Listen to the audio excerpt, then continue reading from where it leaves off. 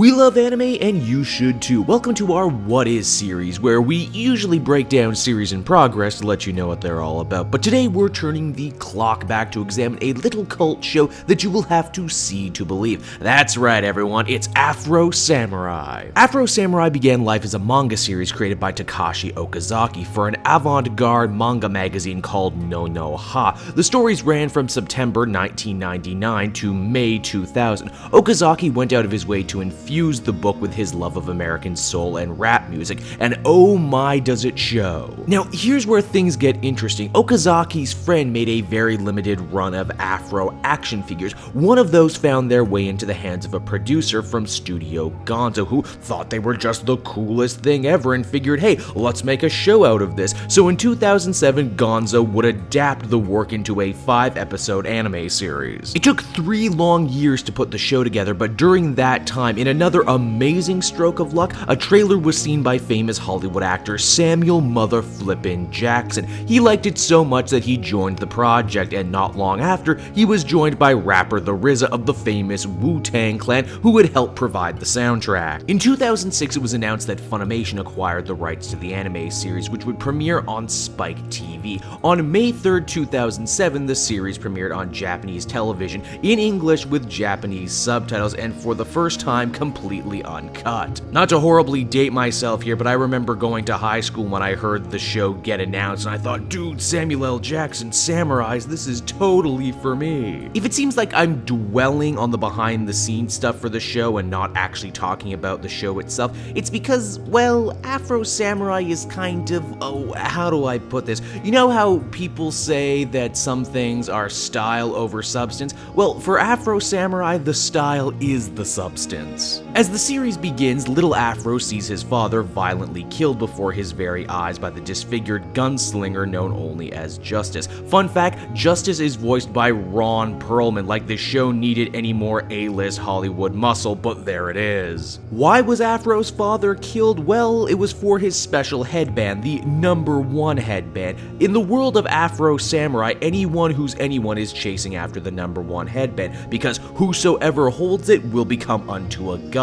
Whether they mean that literally or figuratively is a source of much debate. What we do know for sure is if you have the #1 headband, you cannot be challenged by anybody, except for the person who has the #2 headband. That person, on the other hand, can be challenged by anyone at any time, and as such, it changes hands very often. Eventually, little Afro is taken in by the kindly sword master called, Sword Master. Yeah, that's the thing about this anime, the names are all just a little bit on the nose. It's there that our hero makes new friends in the form of Gino, voiced by Yuri Lowenthal, another up-and-coming samurai who makes use of 2 swords instead of 1, as well as Otsuru, a little girl with a love of teddy bears who first discovered a near-death Afro after his run-in with Justice. Sounds cute, right? Well, make no mistake, this is a bloody show wherein people get cut to ribbons and shoot geysers of cherry Kool-Aid blood, enough to make the rivers run red, and oftentimes they do, which is a freaking great image.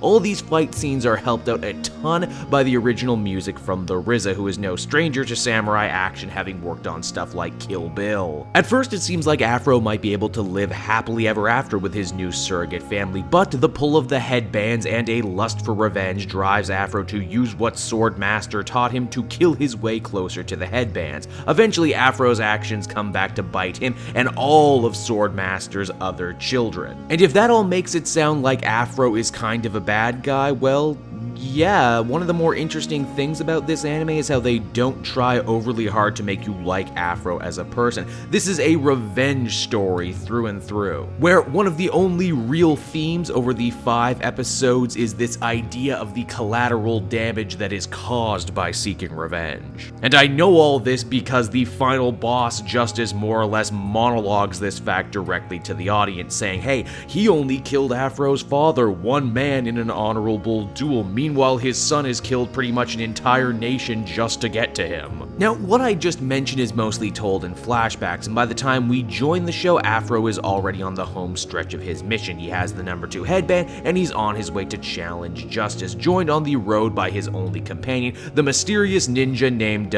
Ninja, who is also voiced by Samuel L. Jackson. Ninja does by far more talking than anyone else in the show, and from what I've told you, I bet you can already piece together what his deal is. The major force attempting to stop Afro on his journey is the Mt7 Clan, a group of monks voiced mainly by Phil Lamar and John DiMaggio with Southern Baptist accents, who dispatch numerous henchmen, assassins, and robots, all to try and gain the power of the headbands for themselves. Yes, you heard me right, I said robots. That's the thing about Afro Samurai. It's feudal Japan, but with cell phones and other crazy future tech. This is all really just set dressing. The real draw of this anime is, of course, the action. It's all quick, slick, and jaw-dropping. Not to mention, just when you think you've seen the craziest thing like a crossbow that also fires grenades, they up the ante even further. With what? Well, I don't know, an Afro droid who is a robot who looks and fights like Afro, or perhaps my personal favorite,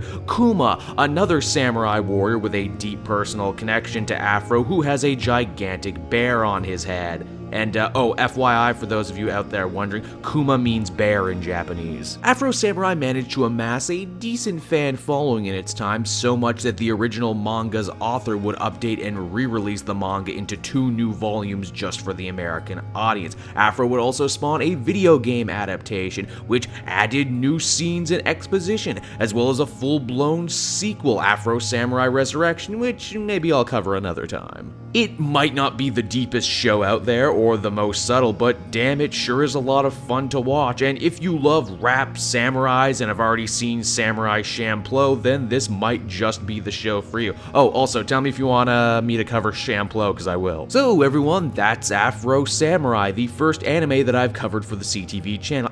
Feels good, doesn't it? I hope you liked it, I hope you all learned a little something, and before you go, why not check out another one of the great videos we have here on offer at the channel. Until next time everyone, I'm Cape Joel, and I will see you around.